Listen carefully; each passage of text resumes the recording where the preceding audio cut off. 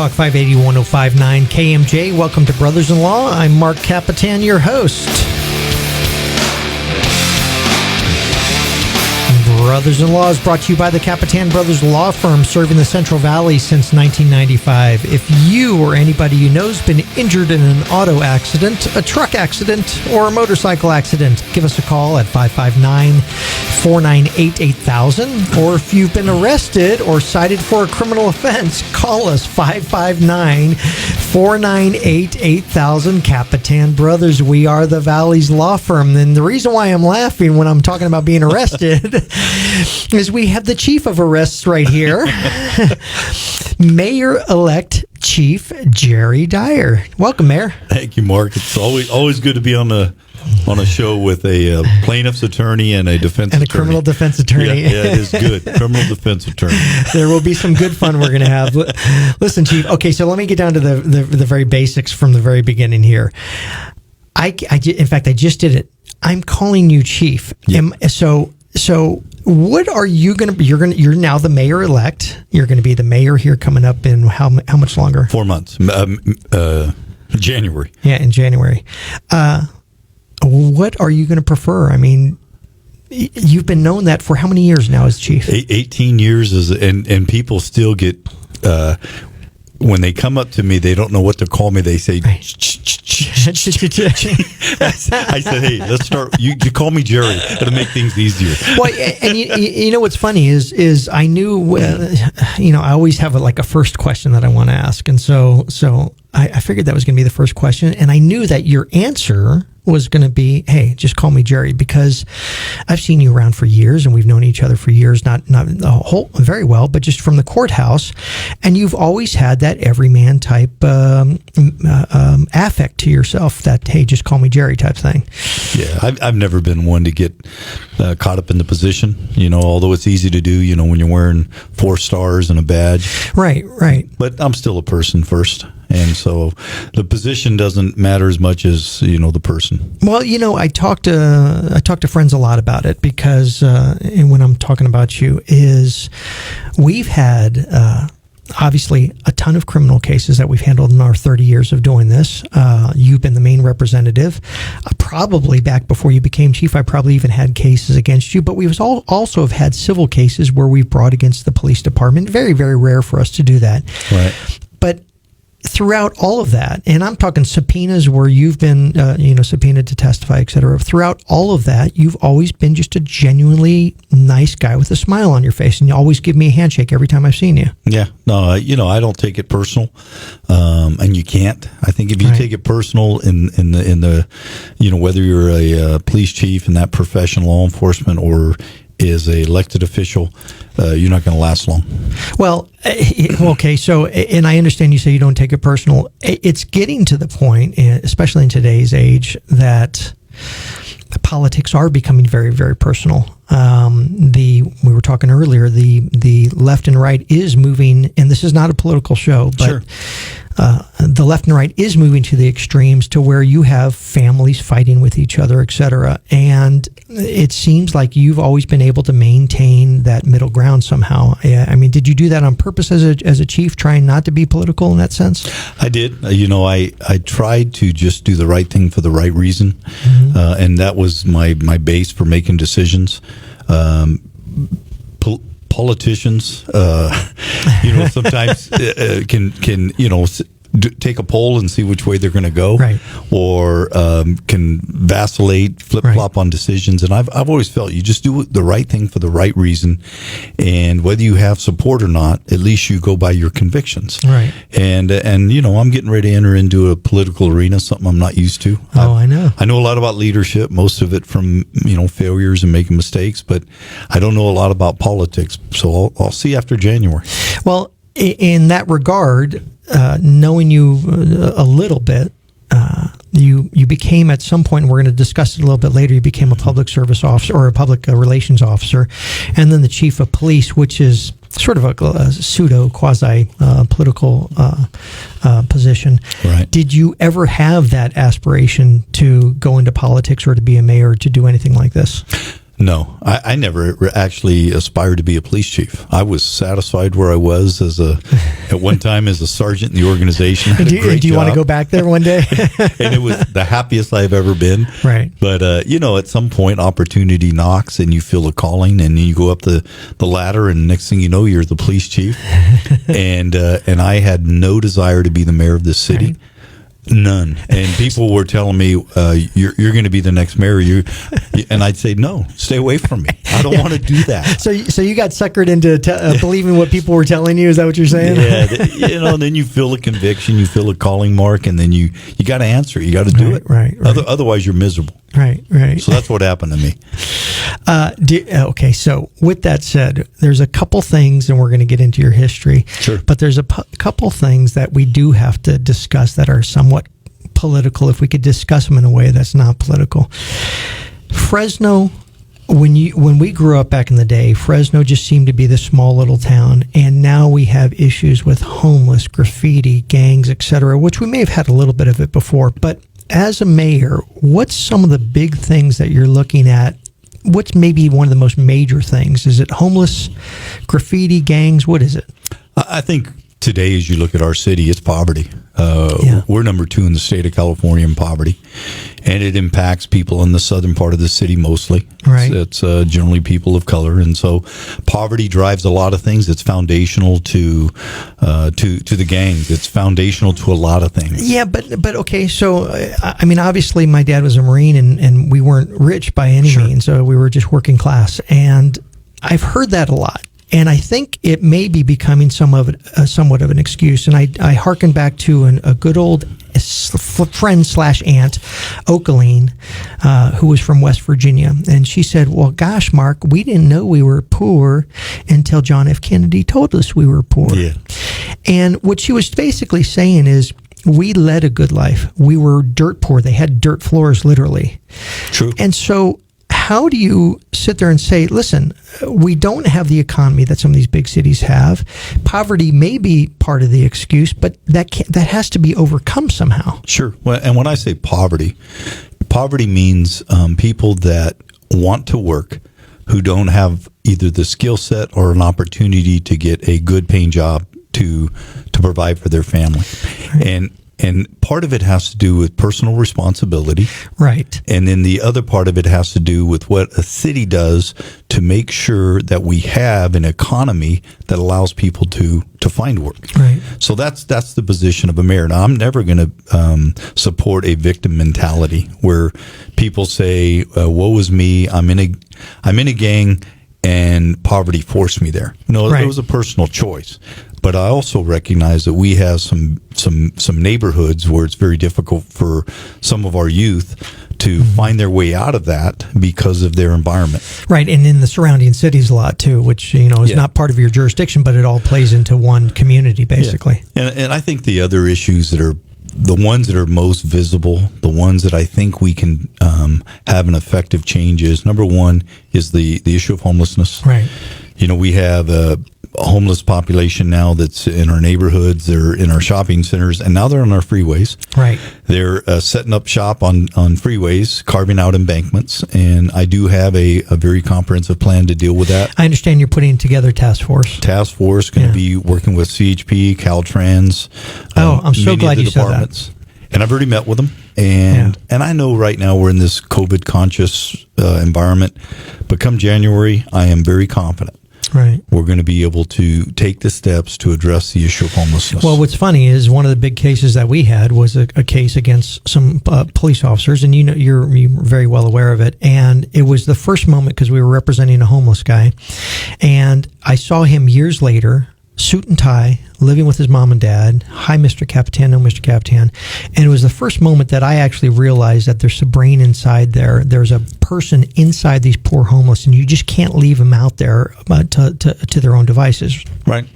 Yeah, and I don't ever question how a person got out there on the street. There's generally the drivers of homelessness in a city like Fresno is addiction to alcohol, addiction to drugs, mental health issues. There's veterans that are abandoned, and then you have domestic violence violence victims and their families. And you pointed that out, and I want to get back to it after this break. We are on with Chief, now Mayor-elect Jerry Dyer. We're going to be right back after this. This is Brothers-in-Law on KMJ.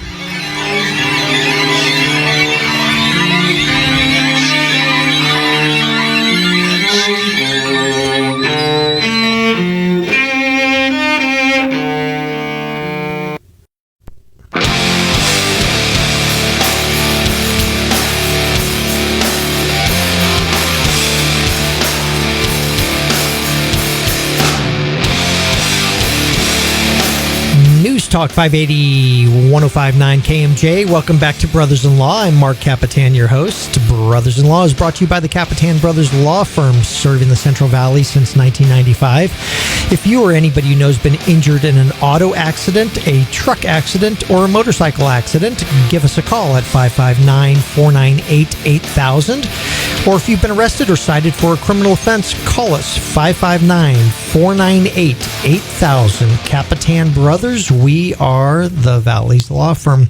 We're back on with Mayor-elect Chief Jerry Dyer. You see, I do it every time. Mayor-elect Chief Jerry Dyer. It should be Mayor-elect Jerry Dyer. Sorry about that, Chief. Either way, I told you I'm good. Well, it's become a almost a full sentence. Chief Jerry Dyer. It is. Yeah. I hear it from kids, like 6-year-old kids. Yeah, exactly. You know, you were talking before the break, and it's a very interesting thing that we had a meeting. You were doing a fundraiser at Sam's Deli, I think it was. Yeah. And I had talked to you. I said, you know, Chief, you're running as a politician now, but don't shy away from that chief thing. I mean, that's what you're known for. And not only does it represent you as the title chief, but it also represents you as the person that you want as a mayor, a very strong stand-up type guy. Yeah, and I believe that too, because when you look at police chiefs, generally you see a leader, a person who's decisive. Right. And you know, I'll never forget where I came from as a police chief. Right. One of the things Alan Autry said to me, he says, you know, Jerry, people are going to want to know, are you a police chief trying to be a mayor, or are you the mayor that used to be a police chief? Right. And so I'm trying to be a mayor that used to be a police chief, but at the same time, it's in me. But that was the struggle that we talked about that day, because I had said, you know, I saw your billboard and you got this nice suit and tie and you have your wife next to you and stuff like that, you know, lovely woman, and made the billboard, you know, nice actually, for God's sake. Much more appealing.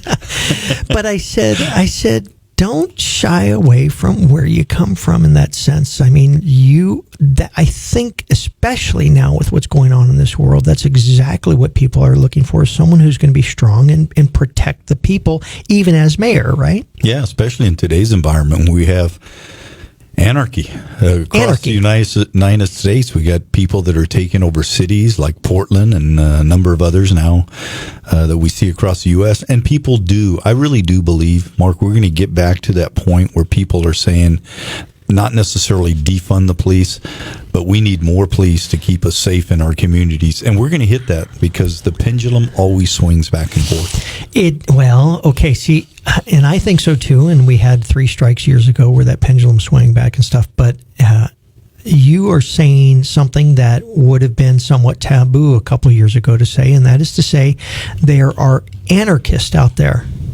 And the problem is, if we just suspect that the pendulum is automatically going to swing back, we're losing sight of the danger that exists in the future if we don't do something about it. Yeah, and it won't swing back automatically. Mm-hmm. What we saw in 1992, I believe, when 3 strikes came about, Mike Reynolds' daughter, Kimber, was killed in the Tower District. And that was part of it, along with other things across the nation. But people got fed up.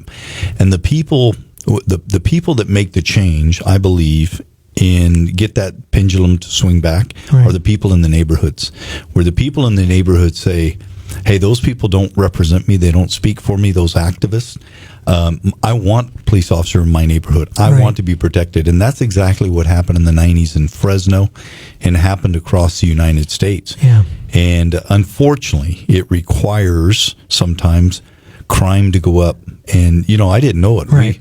We've had 80 shootings in our city in 4 weeks. And we haven't even mentioned it. It barely gets the news. And we went from, I know during the time I was the chief, we went from 500 in a year to under 300. Wow. We've had 80 in 4 weeks in our city. And you're right, it's not getting any headlines. Right.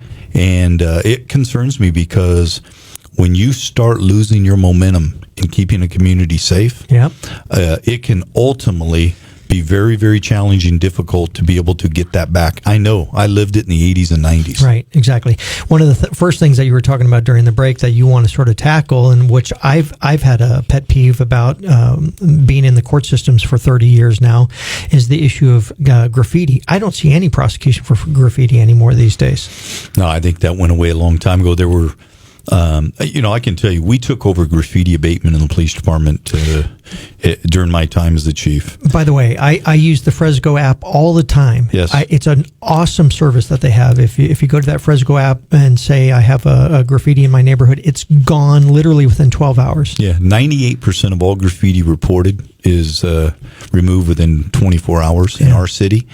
And I'm proud to say that, it was under the police department. Now it's going under the parks department, I believe, under a transition. But the reality is, and I'll just touch on that, like beautification of a city. I remember driving, I was speaking at a national conference in New Jersey, and the state trooper was taking me back to the airport. And we were on the freeway, and I looked around and I noticed there was graffiti everywhere. It wasn't a square inch that wasn't covered. Embankments, the overpass. And I asked this simple question, who's responsible for removing the graffiti in your city? And he said, what graffiti? It had become the norm. Wow. And that's what worries me about Fresno. When you got people sleeping on the freeways, you got trash being strewn everywhere. Right. We have to create a new normal. We can't allow that to become part of our everyday life. Well, not only the trash, the graffiti, but human beings on the sidewalks living for days and days, or months and months at a time, and we just pass by it now, and I don't get it. Yeah, we have to shock our own conscience sometimes, and that is to say enough. Right. And I am confident we're going to put forth a initiative called Beautify Fresno. We're going to deal with the homeless issue in Fresno in a comprehensive way and very humane way, but being also respectful of the people in the neighborhoods and the shopping centers, the people that frequent those sites. And then there's some other initiatives that I have planned that I believe is really going to make this city much, much better. Well, I really look forward to it. I would love to see what your experience as a police chief is going to do as a mayor. Have you had enough discussion of politics now already? I am. I'm done. Gone. Been there, can we done get that. to what I really like to talk about? All right, let's do it. Okay. You were born in Fowler? Well, I was born in Fresno, moved to Fowler when I was 5. Okay. I was 5. When you were 5 years old. Yeah. Born here in Fresno, moved to Fowler at 5. Let me ask you, why does Dad make a move from Fresno to Fowler? I was born in southeast Fresno. We lived over by the fairgrounds. Oh, really? And my dad grew up in Calwa. I'll just tell you a little bit about my dad. Yeah. My dad grew up without a father. His dad passed away when he was about 5. And my mom's father passed away when she was about 13. Yeah, it's rough. And so he grew up. His mom, he really grew up without parents. Right. And he ended up dropping out of Roosevelt High School his sophomore year. Yeah. He started working, worked 2 jobs, construction, truck driving later in life. He, went back, got his education, and much later in life, he became a police officer.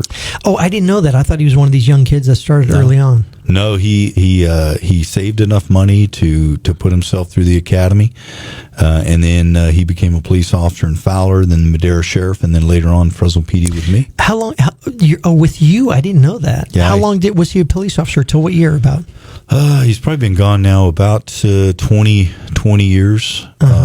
He retired from Fresno PD. Both he and my sister came on the department the same day. And I was a sergeant. I got to pin their badges on. That's funny. Yeah. My brother Peter graduated from City College the same day as my father. Unfortunately, my dad almost hit him on this. My dad wanted to he yelled at him after the graduation ceremony because he says, "Yeah, I got the honor roll or whatever it was, the summa cum laude or one of those things." Yeah. And he goes, "And you didn't. How nice it would have been if we could have both gotten on Yeah, it's coming from a law enforcement family. Both my sister and my dad worked for me at one time in Southeast Fresno. Oh, that's funny. And I have a lot of stories, but I won't share them today. So you have more experience as a police officer than your dad did?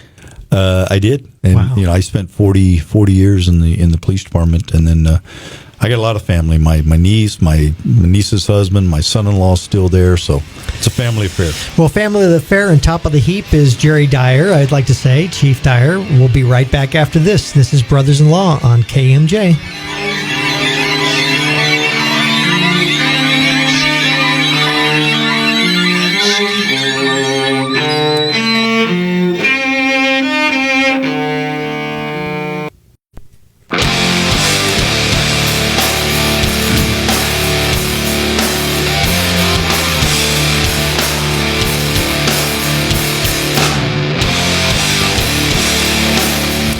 News Talk 580 1059 KMJ. Welcome back to Brothers-in-Law. I'm Marc Kapetan, your host. As always, Brothers-in-Law is brought to you by the Kapetan Brothers Law Firm, serving the Central Valley since 1995.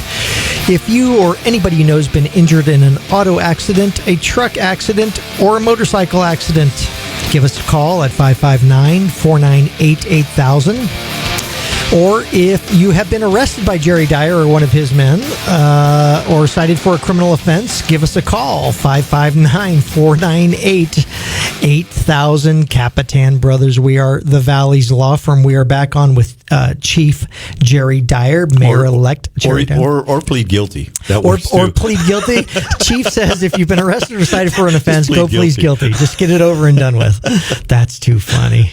Okay, even funnier is the fact that I had to ask you about your dad because you said he's been gone for 20 years. Yeah, I meant retired. He's still alive. Retired. So everybody out there, Dad is still kicking around there. He's still there.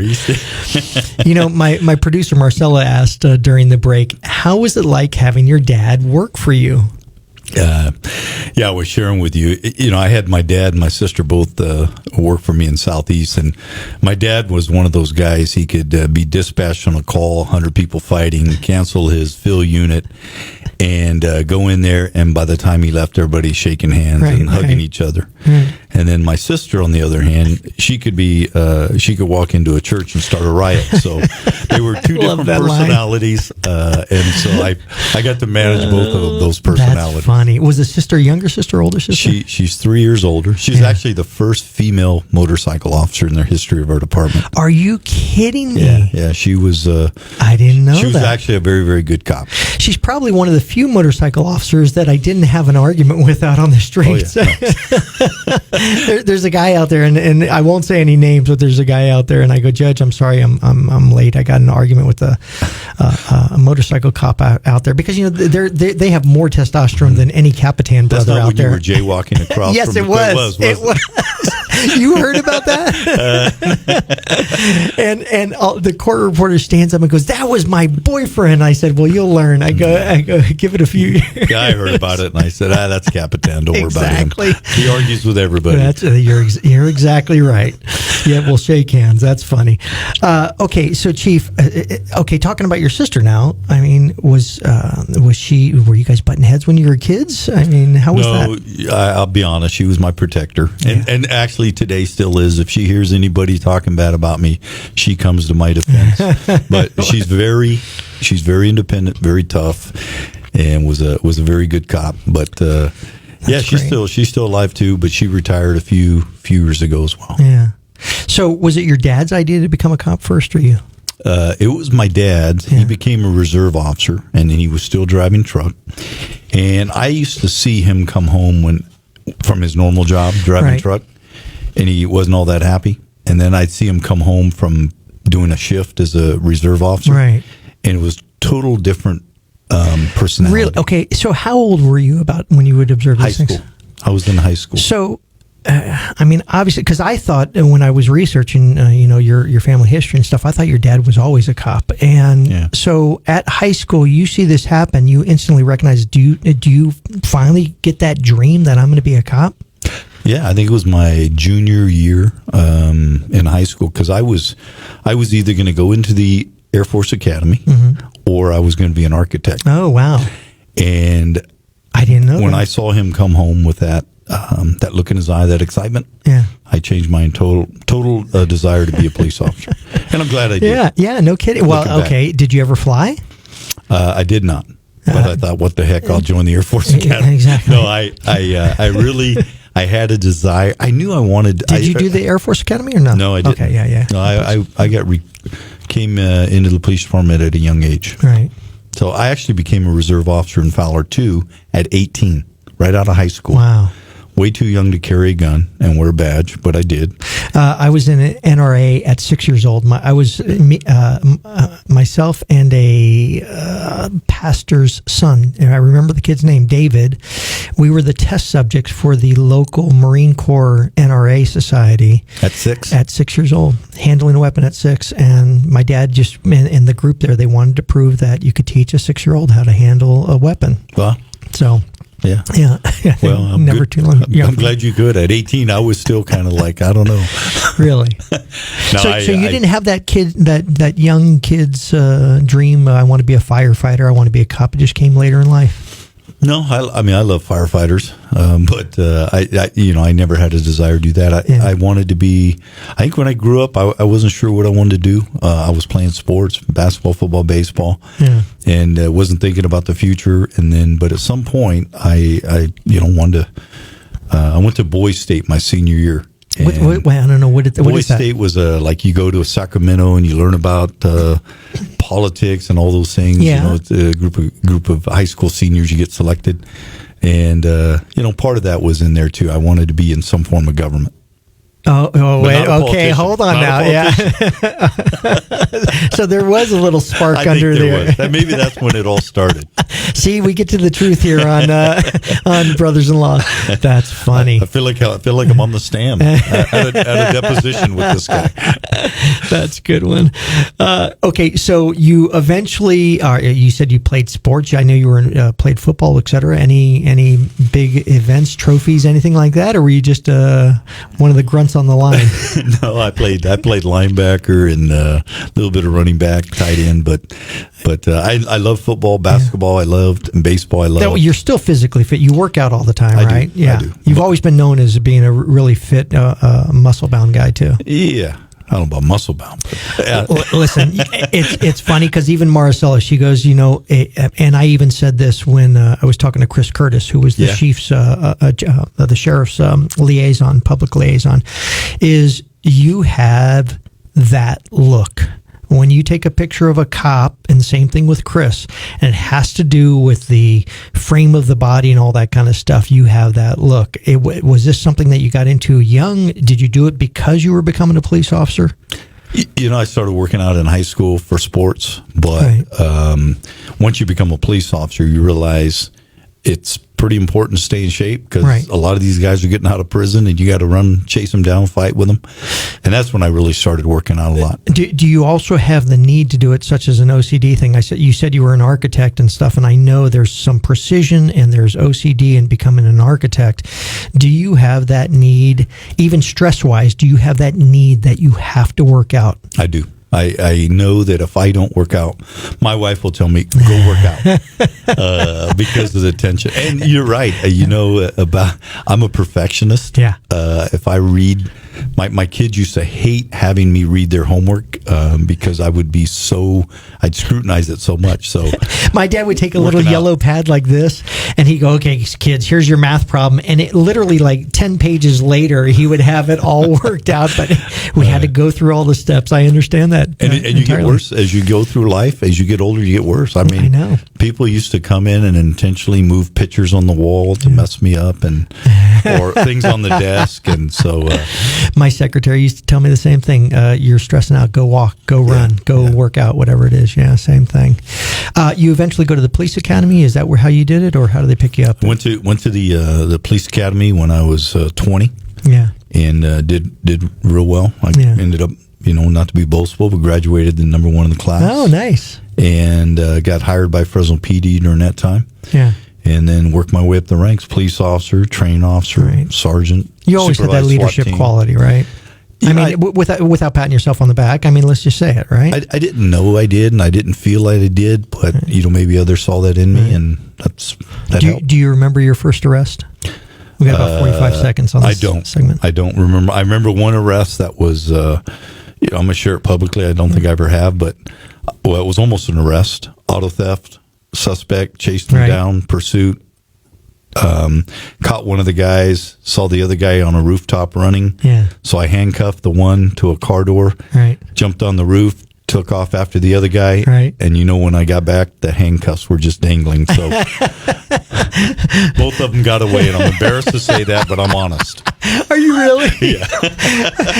They really got away? Yeah, both of them got away. We got them later. Too funny. Oh, too funny. We're on with Chief Jerry Dyer. We'll be right back after this. This is Brothers-in-Law on KMJ.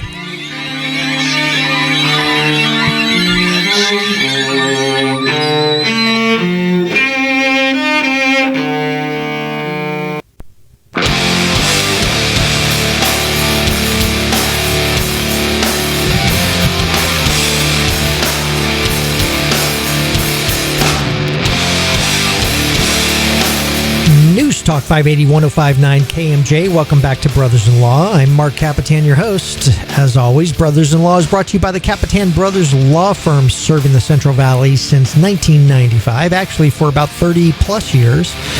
If you or anybody you know has been injured in an auto accident, a truck accident, or a motorcycle accident, give us a call at 559-498-8000. Or if you or anybody you know has been cited for an offense or arrested, call us 559-498-8000. Kapetan Brothers. We are the Valley's Law Firm. And before I forget, remember to like us, Kapetan Brothers Law Firm on Facebook, right, Marcella? Okay, my producer Marcella. We are back on with Chief Jerry Dyer. You were talking about your early days of arresting and letting loose criminals. Well, before now they do it officially, right? Yeah, I did. Wow, is that crazy? I mean, does that drive you nuts? Can you ever imagine that California would get so liberal that they would just be releasing people left and right just to make room for housing? I never, ever thought I would see what I'm seeing today in terms of the no bail that's out there, the downsizing of the prison population that we've seen over the last 7 or 8 years. Right. And I don't think people realize how much the prison population has been reduced. Well, the worst part is they brought them all, a majority of them, violent and nonviolent, into now your city as a mayor. They've shipped them all to downtown here, and we're not supposed to talk about politics, but I mean, I just don't know. Do you think you would have that sense, or would you encourage a person to become a police officer nowadays? I will still encourage people to be a police officer, but I will make sure that I tell them the pros and cons. Right. And they better be ready for the cons, because not just the convicts, but the cons of policing. Yeah. Because if you're not truly called to be a police officer, you'll get frustrated. You'll be miserable. Right. It has to be a calling where you feel a purpose, and because there are some frustrating moments in law enforcement. Well, you just summed up my whole law career, because I was going to be a marine biologist, and I didn't have that calling, and it is a struggle. Yeah. And I do warn people. I mean, I've had a very successful career and a happy life doing it, but especially in light of what's going on around the world, these young kids, they really have to feel that calling, that they really want to make a difference, right? Oh yeah. When you think that you've done your job and arrested somebody that needed to be removed from the streets, somebody that's a violent individual armed with a firearm, and then you see that individual out that night, that same night, that's a challenging thing for law enforcement. Well, it's not only challenging because you're the disappointment that you must feel, but also they're still mad because you just arrested them. Yeah. And so they don't have that time to reflect, basically. Yeah, and those individuals oftentimes go back out. Not oftentimes, most times, and they go out and they victimize additional people. Yeah. I'm not to say a person can't change their life, right? Because they can. But to just arbitrarily let people out is very risky for this community. Right. Do you remember your first major case that you did? significant? I can remember being involved in a case where there was an individual actually in the Tower area who was involved in breaking into homes at night and unfortunately taking advantage of children. And then he would make his way out the window. And I remember working surveillance on that case night after night after night, long hours, trying to catch that individual. And I remember the very night when we caught him in the neighborhood with all the elements, the duct tape, some of the things that he was using. Oh, that bad. And it was a great case. I mean, you always remember those cases. There's a lot of them over the years that I remember, but there's those ones that involve children being victimized. Right. Those are the ones I remember the most. And I was about to say, you remember it the most. Is that what makes you feel, gee, I've made the right career choice and that I'm actually making a difference? Anytime you can, yes. When I've always had a heart for protecting women, children, the elderly, the disabled, and people that at times can be taken advantage of. Not to say that a woman can't protect herself, because she can. If you know my sister, we call it getting a gun, but yeah, my sister. Yeah, right, but I mean, men that take advantage of her in domestic violence, those types of cases. So that's always been something near and dear to me. I'm a very protective person. Right. So. I'm going to ask you the same thing that I asked Lisa Gamoyan, who is now a judge. She was a career prosecutor doing tons of murder cases back in the day. You ran for an election, all right? You're now our mayor.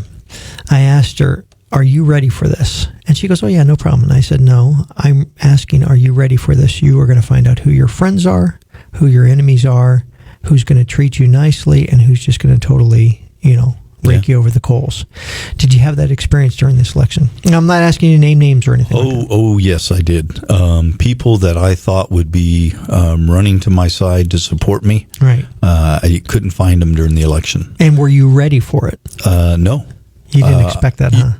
As a police chief, you kind of, along the way, when you're going through the good times, you got a lot of friends. When you're going through the bad times, you don't. Right. And so I don't think I expected that, though, where people that were encouraging me to run for mayor. Right. But I never saw them again until the election night when we had our party. And so, it's like Lee Brand told me, he says, in politics, Jerry, if you want a friend, buy a dog. Do you have a dog? I have 2 dogs, and neither one of them like me. So not even they're not even your supporters, right? But the truth is, there were a lot of great people though that I remember that supported me and came out, yourself included. Yeah. And so those are the things I remember, not the ones that that no showed, and. Yeah, I mean, it's a tough business. In fact, 30 years or X amount of years of you being in the police force and 18 years of you being a chief, getting into politics could be, I don't want to say more criminal, but dirtier than anything, right? Yeah. I think what happens in the world of law enforcement, it's, you have policies, you have procedures. It's more a black and white. Although you have discretion, it's not a lot of discretion. Right. And in politics, there's a lot of gray area. And I noticed that when I was a police chief, because I had elected officials coming to me proposing things or asking me things that they weren't. In their eyes, it was gray. In my eyes, it was wrong. Well, it's funny because I always say to clients or people who I'm talking to, you are a police officer. You see the world in black and white. And we're attorneys, and then there's the politicians that are much like attorneys, where we see everything in gray. Yeah. There's an argument to be had either way. Yes, there is. You want me to argue one side or the other. So you're learning how to deal with that?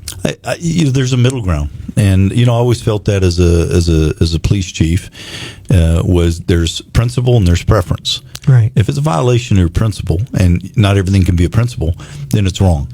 But if it's just simply a preference, one way or the other, you got to go with that. It's funny. I wrote a speech a long time ago when we were running for judge, and the opening line was, there comes a time in a man's life when he needs to choose principle over politics. Yeah. Yeah, Alan Autry used to tell me, you gotta remain strong in your convictions, but when it comes to you can compromise on those things that are more preferential. Right. Are you ready for your first day? I hope so. I'm doing a lot of preparation work right now. You've been working with Lee Brand closely? Yeah, we've been in communication, but mainly I've been working with the community. I've been reaching across, quite frankly, people that were vocal opponents of mine, having meetings with them one-on-one. You're reaching across the lines, handshaking? Way across, in some cases. Is it a long stretch for your arms? I've been doing a lot of listening, a lot of learning. A friend of mine said one day to me, he said, it's important to listen to people. Right. But God gives you discernment to know who to listen to. You should have learned a lot of that as your years as a police chief. I'll tell you, you've been a great police chief for us. I hope you could carry on as a great mayor for us. Good luck. You're going to need a lot of it. Yep. Thank you, Mark. Appreciate it. Thanks for having me on the show. I appreciate you being here. This has been Chief Jerry Dyer on Brothers-in-Law. We'll see you next week on KMJ.